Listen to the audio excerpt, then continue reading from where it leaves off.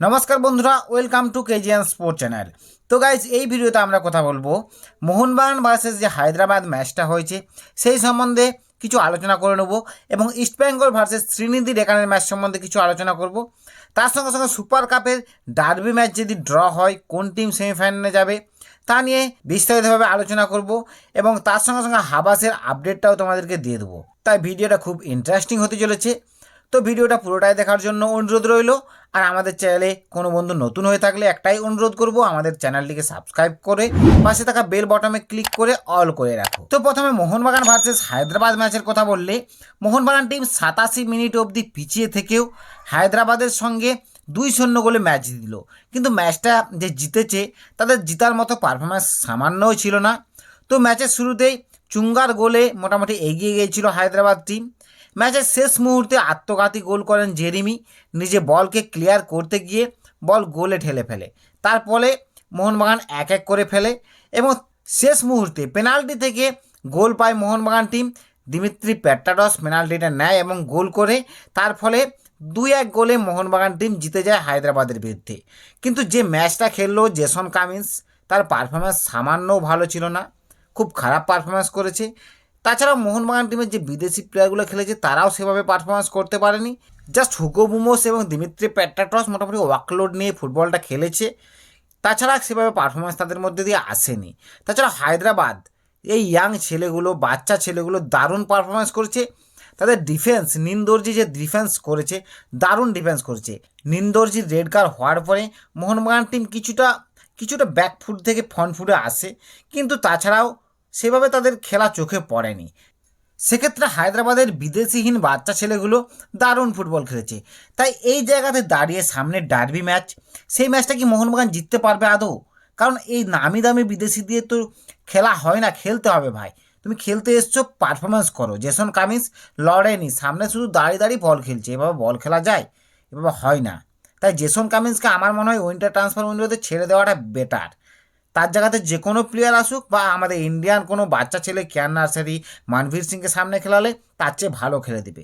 এবং আরমান্দ সাদিকও এই Jason Cummins, এই দুটো প্লেয়ারকে দল থেকে বাদ দিলে হয়তো দলের সামনে যে ফরওয়ার্ড লাইনে অন্য কোনো বিদেশি যদি আসে তাহলে কিছু পরিবর্তন দেখতে পাবো টিমটার মধ্যে। তাছাড়া মোহনবাগান টিমের খেলা এভাবেই আমাদেরকে দেখতে হবে, যতই আমরা ডাইহার্ড ফ্যান হই না কেন।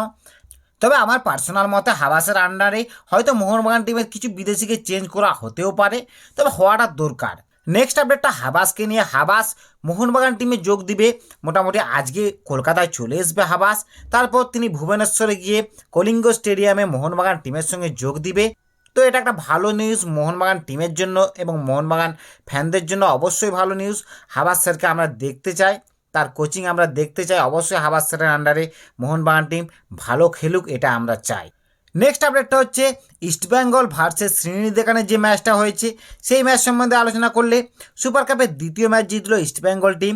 ভুবনেশ্বরের কলিঙ্গ স্টেডিয়ামে তারা শ্রীনিধি ডেকানকে 2-1 গোলে হারালো কার্লোস কোয়াদ্রেদের দল।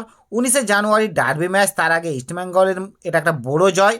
ইস্টবেঙ্গল টিমের হয়ে 2টো গোল করেছে হিজাজি মাহের একজন, তার সঙ্গে সঙ্গে সিবেরিও টোরো অনেকদিন পরে গোল পেয়েছে, তাই ছেলেটার কনফিডেন্স লেভেলটা একটু হলেও বাড়বে। খেলার শেষ মুহূর্তে শ্রীনিধির হয়ে পেনাল্টিতে গোল করেন উইলিয়াম। শেষ ম্যাচ কিছু সুযোগ নষ্ট করে ইস্টবেঙ্গল টিম, তা না হলে আরও গোল মোটামুটি বাড়তো ইস্টবেঙ্গল টিমের। তাছাড়াও টিমটা ভালো খেলেছে, খুব অ্যাটাকিং ফুটবল খেলেছে ইস্টবেঙ্গল টিম। প্রথম থেকে ইস্টবেঙ্গল টিমের যে অ্যাটাকিং ফুটবলের ধারাটা সেটা বজায় রেখেছে লাস্ট অবধি। শেষ মুহূর্তে হয়তো গোলটা কনসিড করেছে পেনাল্টিতে, তাছাড়া ওভারঅল ভালোই পারফরমেন্স করেছে ইস্টবেঙ্গল টিম। তাই ডার্বি ম্যাচে মোহনবাগান ইস্টবেঙ্গল দুটো টিমের ম্যাচটা জমজমাট হতে চলেছে। তো গাইজ, তোমাদের মতে ডার্বি ম্যাচটা কোন টিম জিততে পারে, মোহনবাগান না ইস্টবেঙ্গল, সেটা কমেন্টে জানাও।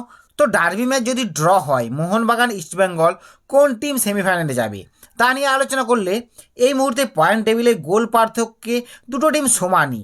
আর ইস্টবেঙ্গল এবং মোহনবাগান সুপার কাপের প্রথম দুটো ম্যাচ খেলে ফেলেছে এবং লাস্ট একটা ম্যাচ রয়েছে, সেই ম্যাচটা হচ্ছে ডার্বি ম্যাচ। সেখানে ইস্টবেঙ্গল মোহনবাগান দুটো টিম মুখোমুখি হবে। যদি এই ম্যাচটা ড্র হয় তাহলে কারা যাবে সেমিফাইনালে? যেহেতু দুটো টিমের গোল পার্থক্য সমান, ডার্বি ম্যাচ ড্র হলে যেটা জানা গিয়েছে সুপার কাপের তরফ থেকে, তা হলো ম্যাচ ড্র হলে ইস্টবেঙ্গল সেমিফাইনালে উঠে যাবে।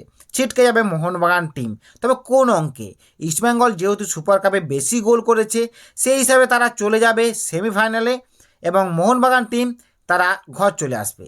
ইস্টবেঙ্গল 2 ম্যাচ মিলিয়ে 5টা গোল করেছে, মোহনবাগান 2টো ম্যাচ মিলিয়ে 4টা গোল করেছে। তার নিরিখে ইস্টবেঙ্গল টিম 1 গোলে এগিয়ে আছে। সেই জন্যই তাদের যদি ডার্বি ম্যাচটা ড্রও করতে পারে তাহলে সুপার কাপের সেমিফাইনালে চলে যাবে। তাছাড়া ডার্বি ম্যাচে যদি হার জিত হয়, যদি মোহনবাগান জিতে তাহলে মোহনবাগান টিম চলে যাবে, আর যদি ইস্টবেঙ্গল টিম জিতে তাহলে তো তারা যাবেই কনফার্ম এবং ড্র করলেও তারা যাবে। তাই মোহনবাগান সুপার জায়ান্টস টিম চাইবে এই ডার্বি ম্যাচটা জিততে এবং অপরদিকে ইস্টবেঙ্গল টিম তারাও চাইবে এই ডার্বি ম্যাচটা জিততে। সুপার কাপের সেমিফাইনালে যেতে গেলে এই ম্যাচটা জিততেই হবে মোহনবাগান টিমকে। তো গাইস, তোমাদের মতে এই ডার্বি ম্যাচটা কোন টিম জিতবে সেটা কমেন্টে জানাও। ভিডিও ভালো লাগলে লাইক শেয়ার করে দাও। আর আমাদের চ্যানেলে কোনো বন্ধু নতুন হয়ে থাকলে একটাই অনুরোধ করব, বারবার অনুরোধ করব, আমাদের চ্যানেলটি সাবস্ক্রাইব করে পাশে থাকা বেল নোটিফিকেশনটি অল করে রাখো। তো এবার আসি বন্ধুরা, বাই বাই, সবাই ভালো থেকো, সুস্থ থেকো।